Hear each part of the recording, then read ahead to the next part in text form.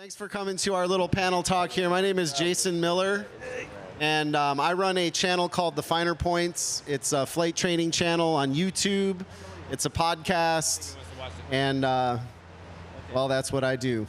So today we're going to talk about creating content safely. I'm assuming, are any of you content creators? Is anybody out there a content creator? All right, great. How about like an aspiring content creator? I do want to create content. Awesome. All right, good. Who's never going to create content ever? Okay, just check in. I just want to see who was there. I got some help here for this because, well, I just can't do it alone. So I'm going to let these guys go down the line. You might know some of them, but you might not. So we're just going to introduce ourselves first. So Steve, you want to start that off? How you doing? I run a channel called Flight Chops. The chops are on vacation because I forgot my shaver. But I didn't forget my airplane, so pretty good deal. Just sort of share, as a private pilot, practicing and reviewing and improving. That's kind of the slogan. It was originally Suck Less, which seemed less professional sounding. And just try to share the learning experiences and training in different types, different ratings, and so on as a private pilot. I am Chris Palmer. I am from Alaska. I'm a flight instructor. I've got a channel, Angle of Attack, on Instagram and YouTube. And good to be here. Awesome. Mel, what do you do? Hey, how's everybody doing? Good afternoon. Come on, good afternoon. All right, yeah, good afternoon. I'm Mel Williams. My handle is Mel Traveler on social media platforms. I'm a CFI aerobatic pilot, competition pilot, aspiring air show pilot, and that's all I got. Awesome, thanks, Mel. And Matt Guthmiller snuck in behind me here a little late. Yeah. How's it going? I'm Matt Guthmiller. Make YouTube videos and things like that, basically about flying airplanes to sort of interesting destinations, interesting places, some fun flying, a lot of formation stuff, things like that. Just have a good time and show people what you can do with general aviation. Awesome. All right. Hey, Steve, can I hand you the Instagram, folks? Just point the camera at us. Point it out. There you go. Like that. That's good. There you go. All right, you guys. So I found out about 10 minutes ago that I was moderating this panel. So I had tons of time to prepare. But really, there's a couple things I wanted to sort of talk about up front is, a distinction between some of the content that we create out there. Some of it is you mount the cameras and you leave them for like YouTube, something like that. You fix them to the airplane, you get them rolling. Other kinds of content where we're actually on Instagram or doing something live while we're in the airplane. There's kind of a distinction there between publishing live content while you fly and recording content for the future. And I'm going to let these guys talk a bit about what they do and their way of approaching it, and then we're going to take some questions from you all. But before we do that, I just wanted to say that for my part, the Finer Points, I'm generally recording actual flight lessons with real students. And it makes it pretty easy in my world because the cameras get mounted very rapidly. There's one camera overhead, there's one camera on us. I hit record, and after that, I don't really look at them. And I would say 50% of the time, I hear the little beep, beep, beep, beep, meaning one of the cameras shut off, and there's just nothing I can do about it. The whole thing is lost. Not only because it's in the interest of safety for me to forget about those cameras, but also because the person next to me is paying me for my time. So for both of those reasons, I'm not sitting there monkeying around with cameras while we fly. And that's generally the way I approach it. And the second type of content, the Instagram Live and that kind of thing, I really just don't do. So I really don't do a lot of that kind of content. I think maybe, Matt, you could tell us a little bit more about strategies for remaining safe. But you guys think of questions. I'm going to let these guys talk about their strategies for staying safe in the airplane, and then we'll take some of your questions. I don't do much. I don't really ever do live either. I used to do it a little bit and, just try to mount the camera somewhere or bring somebody along and they could hold it or something. But yeah, most of the time I never shoot anything now without somebody there to be managing all of the cameras for me. So, mounting the cameras, making sure they're running. 'Cause that's the thing, like you try to film some flight, like it never works. Like some camera always quits, the memory card overheats, like any number of things goes wrong. So either you end up, being distracted by all of that, or you can just have somebody else take care of it for you. So that's the route I take nowadays. But yeah, it's just you kind of have to forget that the cameras are there and just do everything like you would on any other flight. Yeah, I'm in a spot where I also do not do live for all of the reasons that are fairly obvious. That I just think that's a terrible idea. Even if something when I talk about editing things, context is king, and it's possible when you edit something, you could make it look like a reg bust or something just by the way you cut it. Some of my early videos, I had people complain that you didn't say clear prop. It's like, well, it's because it was a montage of starting the engine. But the lesson there is context is king. So for me, it's a similar spot, nothing live. My challenge now is that I just got a 2-seat RV14 that I would like to create content in.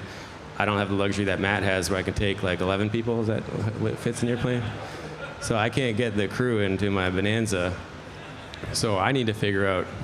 So what I have done, I'm experimental. I've wired the airplane with one switch that runs all the cameras. Still working on finalizing how that's going to work, but the airplane's very new. I landed here on hour 36, so haven't done the camera rigging. But that's the plan. Set it and forget it, 100%. And like Jason said, if one of the cameras fails, I'll figure it out in post. But I'm usually rolling 5 or 6 so I can get something out of it. But 100% as a private pilot, like Chris does some pretty awesome stuff as an instructor, so does Jason. I just can't I don't even talk to the cameras, like just have to set it and forget it. That's my philosophy with that as a debrief. Yeah, when before I actually really started filming a lot of content for the Finer Points, I was just a flight instructor in Flight Chops videos. And Steve, you're one of the first people that really brought it to my attention, just how responsibly you treated the idea of being pilot in command. Like, you really didn't want to be pilot in command. You would say clear to me, I'm not pilot in command. And it was a clear division of duties where I'm the flight instructor on board. I'm there to fly the airplane and keep everything safe. And you're there to be sort of a filmmaker. How do you see that changing now with the RV? Right, so I try to be present as a student pilot when I'm getting trained, exactly what Jason's saying. I can be the producer who's as available as I can be as a student pilot, also knowing in the back of my mind, I'm also clearly not PIC. With the RV14, I'm going to be PIC. Even if I fly with you, you're not really typed on the airplane or whatever, so I don't know how that would work if I'm getting you training me on the avionics. I'm going to still have to consider myself PIC because you're not really going to want to land that thing, right? So. Try to do fine. Okay, fair enough. It's blind, but it's like landing a T6. But with that in mind, for the insurance purposes, whatever else, I'm going to consider myself PIC in that thing, and that's the way I'm going to operate. So I will have to really take a backseat to the style of content creation that I've been doing, where I'm not going to be present as a filmmaker. It's going to be like a close second or third, and I'll see what I get. And I'm going to evolve the process and maybe put more energy into filming the briefings or the debriefings, but the actual flights just got to get what you get. Yeah. Chris, how about you? You're doing like a mix of content. You have some training flights and then some sort of adventures you go on, right? Yeah, so I almost feel obligated to show Alaska a little bit, so that's why I try to do some of the adventure stuff I do. I feel like I'm probably the only one up here that flies with my family and kind of shows that. People like that content, so I've been trying to think of doing that more. But regardless of what it is, I just bought the airplane that I've been flying for several years, 2-3 uniform. I got external power for my cameras, and so everything is powered all the time. I've got massive data cards in there, so I don't have to worry about it. So when I flew from Alaska down to here in Wisconsin to get my panel redone, I didn't have to worry about it all day. I didn't have to keep up with the batteries or the memory. So that's a big step forward. And I have a hanger, so I don't have to take my cameras off, so they can stay on. And I can just pop the card out and do that process. It's very nice. And before, I'd be worried about them getting stolen and things. So yeah, it's fairly simple. I will do lives every now and again if I'm at cruise and it's really pretty and I've got another pilot with me, sort of thing. But just like you, Jason, typically I'm busy, I'm being paid, and it's not super cool to be shooting a bunch of material and distracting myself from that process. While at the same time, I do invite my students to enjoy the process too. Hey, the scenery's nice, take a picture, take a video, that sort of thing. I want to know from Mel, though, how you safely fly while eating pizza. That is amazing. Well, can you guys hear me, by the way? Can everybody hear me? Okay, good. I want to make sure. Oh, come on now. You got to catch that. Incoming. So for me, creating content, I do lives every now and again. Just kind of depends on the situation. And I think I'm the only aerobatic guy up here. I think, right? I don't think any of you guys are rolling. He's done a little bit. A little bit. Okay. I say a little bit. I wouldn't. Okay. All right. Okay. But yeah. So I dabble with the lives every now and again.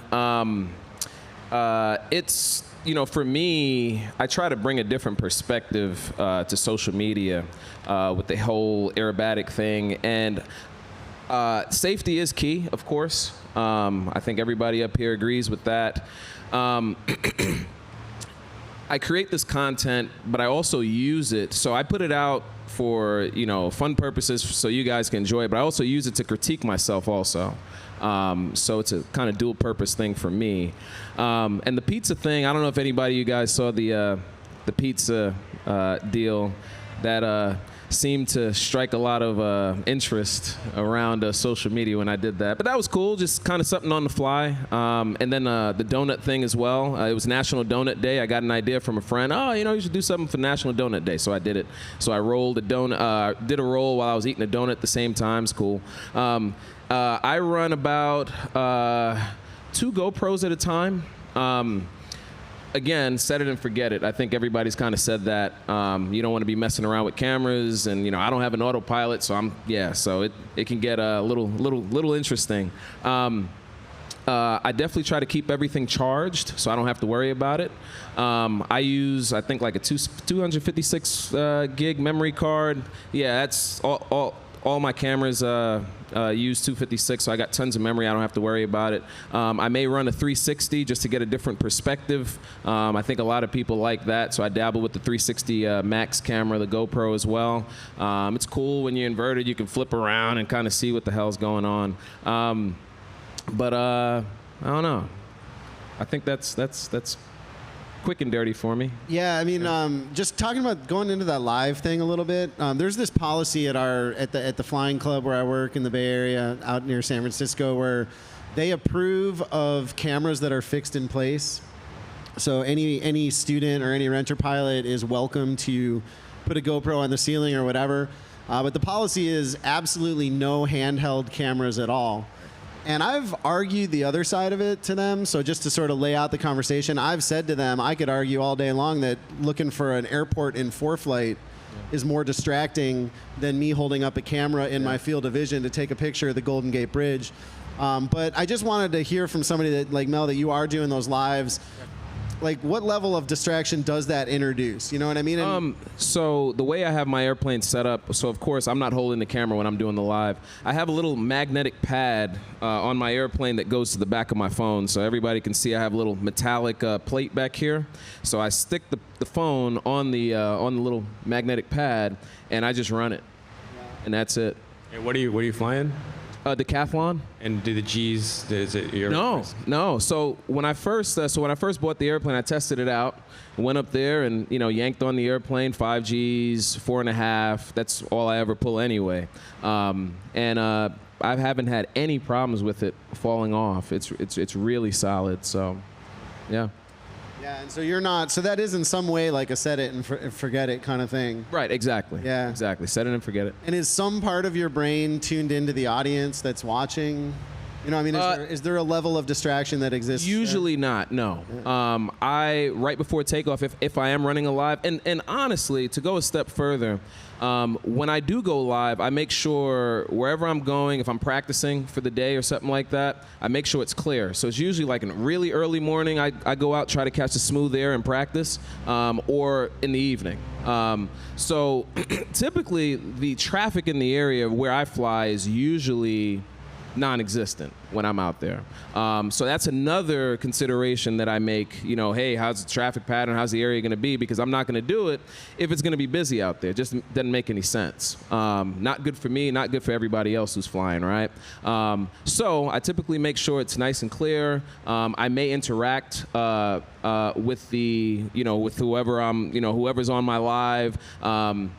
Right before takeoff, as soon as I leave, I'm focused. Yeah. Yeah, that's great. I mean, I think it's important for people to understand that some level of distraction is going to be acceptable, and that you have to use your piloting command decision-making abilities to decide when it's too much. And even like hearing Chris and Steve talk about, and Matt, maybe yours is set up this way too, where they have these systems now where you basically turn on power to the plane and the cameras are all powered and there's giant cards on there. That's not the way it is when I'm filming. Like, I don't have a setup like that. And so that jumps out to me as a way to sort of desaturate a little bit, right? Like, that takes the saturation down a notch. So just like ForeFlight can be distracting, or Garmin, or whatever you're using out there to look up data, talking to an audience can be distracting too, and I think it's important to just use your best judgment and figure out where those lines are. Something to also consider is the issue around what the fallout is. I think we've all, despite our best efforts, having done literally hundreds of these things, I think I've lost sleep more than half a dozen times over something that I thought was cool, and then you find out later, like, it didn't turn out the way I meant it, and then in the comments something blows up that you didn't expect, and then you're in damage control mode. And just for a public person, if you just put some on Facebook, you might not realize you're sharing a reg bust or just something that looks like that, and without the context. So I would recommend anyone have their CFI or someone you trust as a mentor look at something before you put it out there. And that's the other reason not to do live. I think it's really risky. I mean, as instructors, I think these guys who can do it, that's cool, they're qualified. I am not. I wouldn't do it. I wouldn't take the risk. So if I'm publishing something, I have Jason as one of my guys that, even if you're not in the video, I'll send him a cut. I say, is this cool? And oftentimes, at best, he'll say it's cool, or he'll even add things like, why don't you change that or tweak this or add that, because you can add some more value to it by just fixing that thing that isn't clear enough. So just be aware. Like shooting is one thing, but publishing is another. Yeah, and I'll counter that just a little bit, just to play devil's advocate, but it's kind of interesting because I think you could really get into the whole don't feed the trolls thing, you know what I mean? Like, people are out there to say a lot of crazy things, and one thing I try to convey through my content is just like, I'm one of you guys, I'm an aviator, I'm learning still, my students are learning, there are mistakes and things that are made, we call them out when they happen, and I'm not out there trying to bust regs or anything, you know, I'm not flying low over water or doing anything crazy like that. I'm being really careful with what I do. So I think that vulnerability is also good to show. You know, like, hey, we're clear. I'm not talking about not showing vulnerability. I'm just talking about context, where it's something as simple as someone saying you didn't do that procedure correctly, and it's because of the editing shows a piece of it missing. Right, yeah. I mean, I can't help that. Like, yeah. Yeah, I think the one great takeaway that you're bringing up, Steve, is just to have some sort of second opinion before publication. Like, to just, no matter what it is, whether you're showing a mistake that you made or whatever, you know, be honest about it. But it's good to have a second opinion. That'll save you a lot of pain somewhere in the process. Do you guys have any questions for me or for any of these content creators about techniques they use to film or whatever? Is it Aaron? All right, we just met. Hey, Aaron. Hold on, let me get you a mic. Hey, thank you guys for being here. So I posted a video once, you know, just longer video, like over 20 minutes, and that's something you guys do routinely. And I realized how much work that really is. So how you guys do that regularly is crazy. So how do you guys balance the time to do that, but then obviously, you know, you guys have day jobs or go out and actually fly? Hire an editor. Yeah, I mean, you can do it for a while, but I think it's unsustainable to keep it up without extra help. Yeah, that's the stage I'm at too. I've got a family life, I've got a business to run, I've got students to take care of. So I have to have an editor now, or you don't get content. That's just where I'm at. Steve. Sorry. Go ahead, Mel. I mean, for me, I just do it. I've had people reach out to edit my videos. But I don't know. I just think I like doing it right now. So maybe I'm not as busy as these guys. I think I am. But I don't know. I just do it. I think the authenticity. I don't have to leave it in somebody else's hands to do it. I do what I want, and that's that. So that's just. Are you doing long form YouTube stuff? No, So that's the thing, right? Because you're doing the right now, share TikTok, share. Yeah, exactly. That's awesome. Yeah. And also, that's a good point. So I've dabbled in the YouTube world, but yes, that is a different animal. I am more so on the short version side of things. So Instagram, TikTok. So yes, to that point, then I'd probably hire an editor.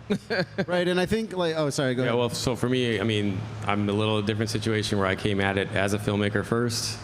And I've kind of always been a filmmaker, so as I phased into doing it more, I just made it my job. So I do have an editor that I work with for probably like 60% of my rough cuts, but I still have to do the fine cuts myself. He's not a pilot. There's all kinds of, again, layers of context that we're talking about. So for me, it's largely me, 5 to 7 days full-time per episode editing.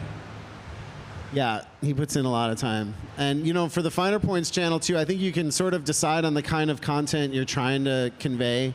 And for me, just having modular pieces, so like there's an introduction to the video, and then I'll be on a flight lesson and something interesting will happen, and I'll just make a note at time, 32 minutes into the flight, this thing happened, and then when I'm driving home, I can kind of conceive like what the point of the video is going to be. It's going to be that thing that happened at 32 minutes.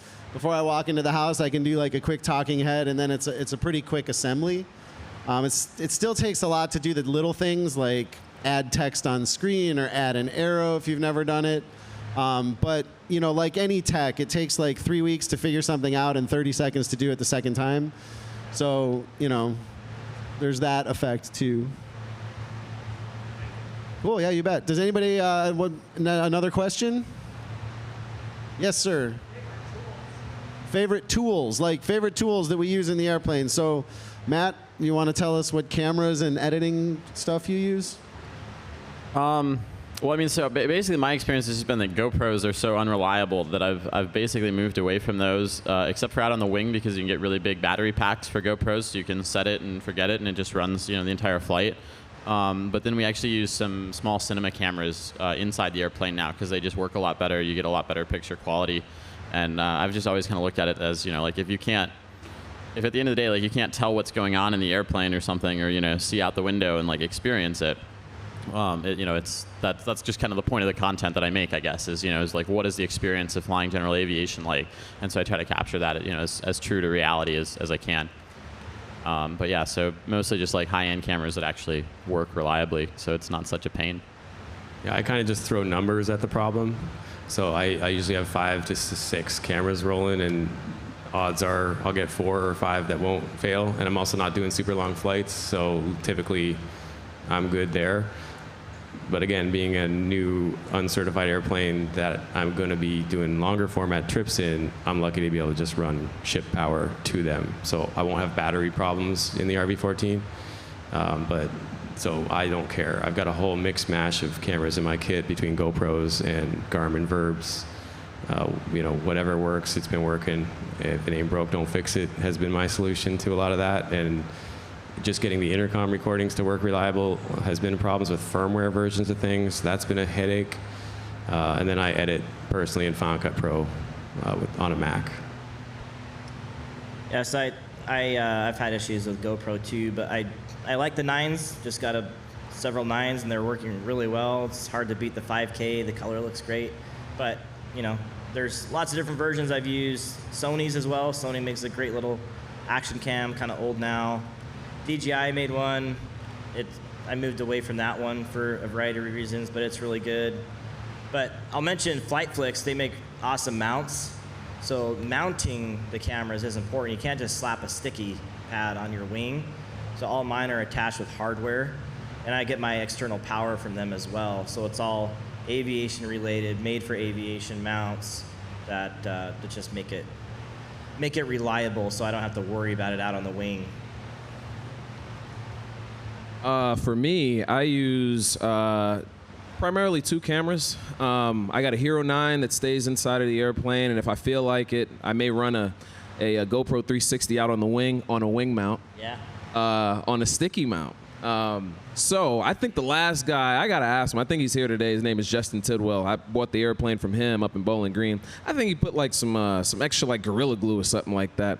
Because everybody, you know, I taxi out and I got this 360 hanging on the wing, and they're like, is that gonna be okay? I'm like, well, I haven't lost it yet, we'll see. So I guess I'm kind of winging it there, but I mean, I've done spins and loops, and I've gotten up to 160, 165, you know, miles per hour in my airplane. It's holding strong, so I'll let you know.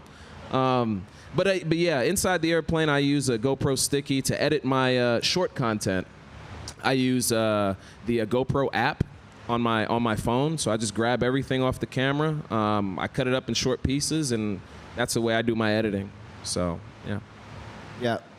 I think we all have the same thought about the 360 cam. Yeah. But it stays on there. Yeah, and one thing to point out, I mean, I'll also say the GoPros are pretty unreliable. So for me, it's just I do so much flight training. I think I just lose 40% of it. Like 40% of the time, I hear those 3 beeps, and I just realize, oh, this flight's a wash, you know. But there's going to be another one in an hour, so we'll get that one. Also, GoPros divide the files up. I don't know if you guys knew that. So like if you press record on a GoPro and you go out for like an hour and a half and you come back, you don't just have 1 hour and a half long file. You've got like 13 little files. And it's kind of a weird numbering naming convention. So if you're running like Steve's doing sometimes 5 or 6 GoPros, or God forbid you press stop and start again on a GoPro, it's just a nightmare trying to stitch together what actually happened out there. So I think one of the benefits of these cameras that Matt's talking about, or that Chris is using, or that you've integrated now too, Steve, I think is that they don't do that. They create one big file. So maybe look around for those. It's also kind of a downside though sometimes too when the files are like 600 gigabytes. See, I don't know that side of the table. It's just. Have you ever had one get corrupt at the end of the write and then the whole thing's toast? With the reds, not the entire thing, but yeah, definitely, you know, it'll corrupt it somewhere in the middle. Has that happened to you, where the one big file is corrupted? It does if the user pulls the card out before turning the camera off, and I've never done that. Speaking for a friend. Yeah, exactly. Just be aware. Awesome. Who's got another question? Yeah, right here, sir.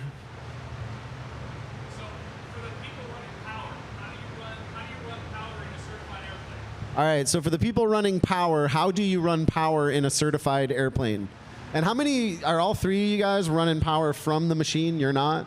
You just use giant batteries, or giant battery packs. Lots of batteries. And like the external? And then you bring a guy along to change the batteries out. But is it like those external battery packs, those things that you buy, the external ones, and then plug into the camera? Well, on the GoPro, on the other cameras, they're just big batteries, and you swap them out. Okay.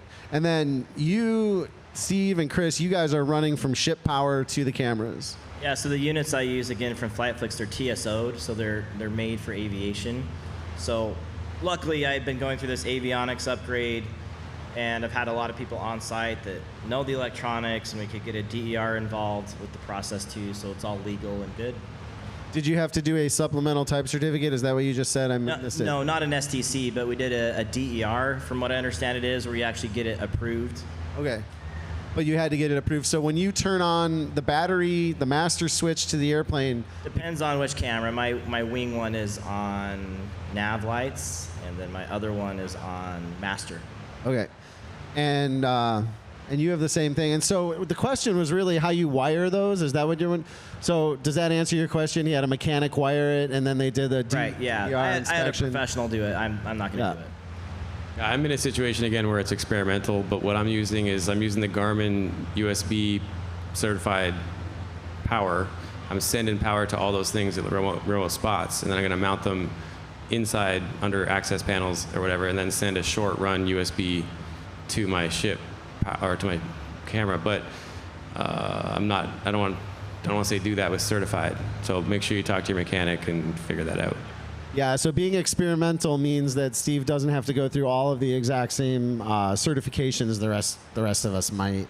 Mel, are you running cameras off ship power, or is it batteries? Nope. Typically, when I do my aerobatics, you know, I fly for 45 minutes to an hour. Somewhere I keep it short, so I don't have to do the whole, you know, keeping it powered thing. I just use whatever battery I got, just make sure it's fully charged. Yeah, got it. And that's another strategy too, by the way, that I've definitely been aware of for myself. When back to Aaron's question about how much time all of this takes, like sometimes I'm happy that I'm limited to 50 minutes. Like I look at Matt sometimes flying across the country, running 4 cameras or whatever. I don't think I'd have time to review the footage, you know? So just remembering that reviewing the footage is part of the editing process. And if I have 50 minutes of footage to look at, it's just that much shorter than if I have 3 hours of footage to look at. So it can be strategy, and if it works for you, it works for you, right? Yes, sir. I have a similar question that he did. So, Chris, on your certified aircraft, do you have to upgrade the battery system too, and do you have to get the weight balance? All right, so the question is for Chris Palmer, on a certified aircraft, did he have to update the battery system? And if he did he have to do a new weight and balance calculation from a mechanic? Yeah, I don't want to get too deep in the woods on this because I'm not a mechanic, but I had professionals do it. We did reweigh the airplane after we did all my avionics. There is a rule under a certain amount of ounces that it's considered negligible, but we had done the weight and balance anyway, so everything's kosher that way. But in terms of like how all the paperwork works and all that sort of thing, I just turned it over to the people that knew what they were doing and made sure that they were doing it, you know, legally, I suppose you could say. Yeah, and I mean, just to be like open and transparent about how all this works too, I think technically anytime you make a modification on a certified aircraft, whether, you know, like putting, like we do those 360 cameras on a strut or something, you legally need some sort of supplemental type certificate or something, or somebody could come down on you for that. But I believe what's happened is it's just become so common that it's like a flock of birds and nobody's getting shot by the FAA for the most part because it's working. Do you guys have any deeper understanding of how all that's going? I mean, my understanding is if it's permanently attached to the airplane, you have to, you know, have an A&P or somebody sign it off, and so typically that'll just be done as a minor alteration. If you can, you know, remove it without tools or something, then it's just temporary, and so it's not part of the airplane. It's just like if you know, threw a bag in the back or something, things like that. Yeah, that's my understanding. Okay, all right, well, there you go. Yes, sir.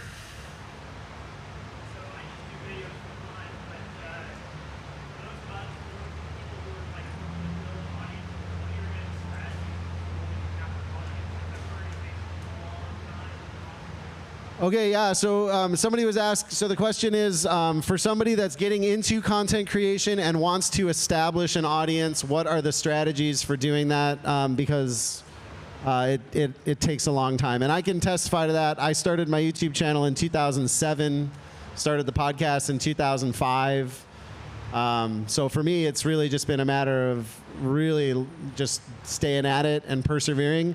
Like Aaron said, content creation is very difficult. It's not easy. Like the kind of hours that Steve puts in to make those mini movies that you see, or the kind of stuff Matt's doing too, it's like, takes a really, really long time. And so to do that and to sustain that over a period of years requires a commitment. And, you know, you might want to think about that when you design your content. This is probably the second or third time I've just said this, but even my audio podcast, it started out as 10-minute episodes, and that was partially strategy.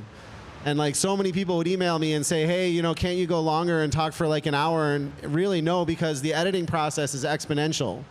If it's 10 minutes, I can listen to it 3 times for mistakes. If it's an hour, just think of how much more time that adds. So it was short partially so that I could continue to create content and sustain it like a marathon. And before I turn it over to these guys too, maybe a more practical answer is collaborations. So like just collabing with other people and making your audience aware of another audience is huge. And it's like, you know, the internet's amazing. People can bounce around to all these different channels in one sitting.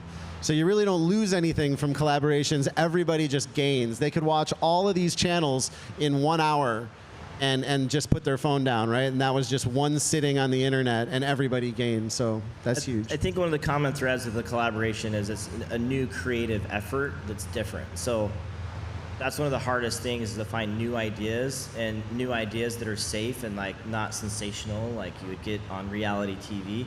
I think that's what makes Mel so interesting with his like explosion the last 6 months.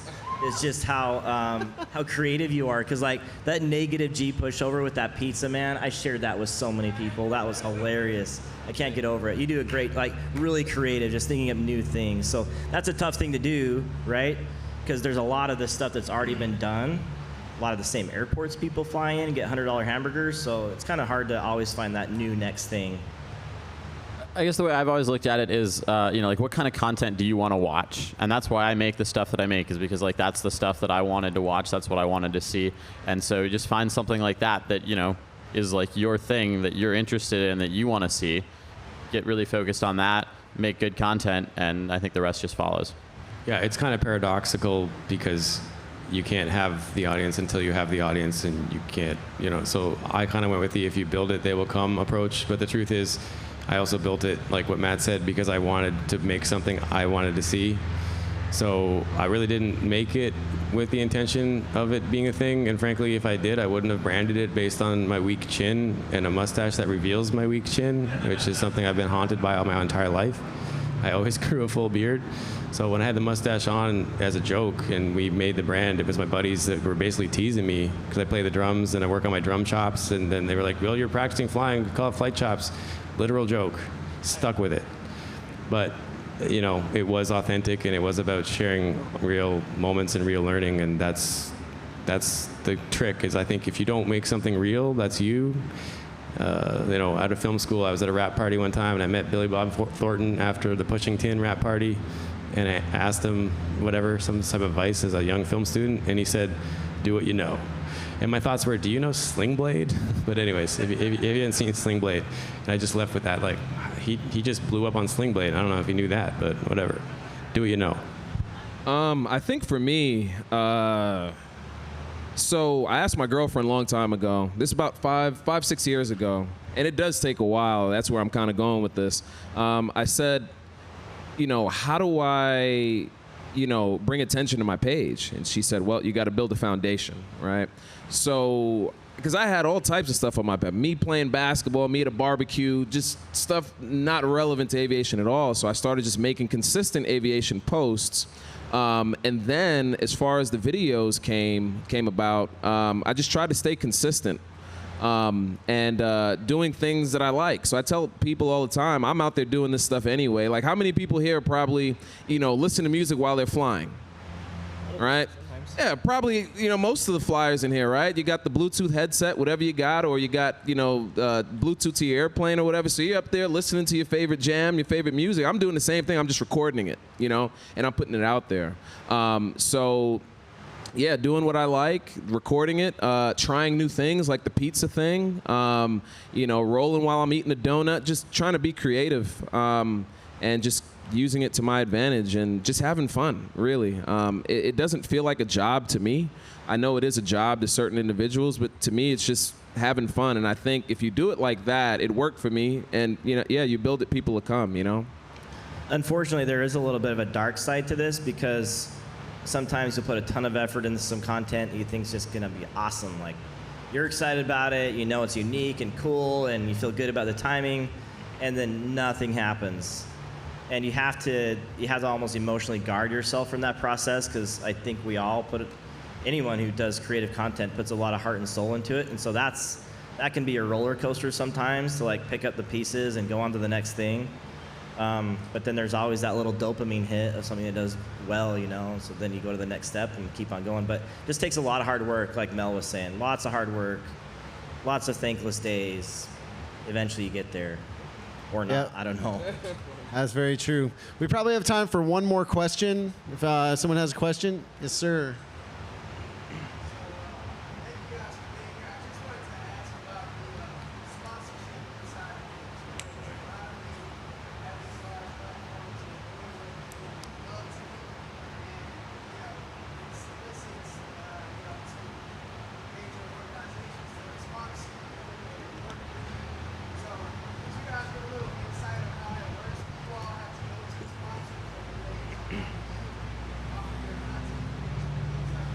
All right. Okay. So the question is about sponsorships. How does that work? Do you have to go to the sponsors? And I think I'll start off here just in saying that, if you can build that audience, an engaged audience, and you are doing something that is true to you, and you're comfortable talking to your audience, and your audience feels connected to you, so you found that thing that these guys were talking about where you are doing you, and you're able to gather a crowd, you'll be able to find sponsors. Like, do they come to you? Kind of depends on how much thunder you really have. Like, I've seen channels blow up, and the sponsors will come to you. They will reach out. I think it's really important to only make arrangements with sponsors that you really do believe in.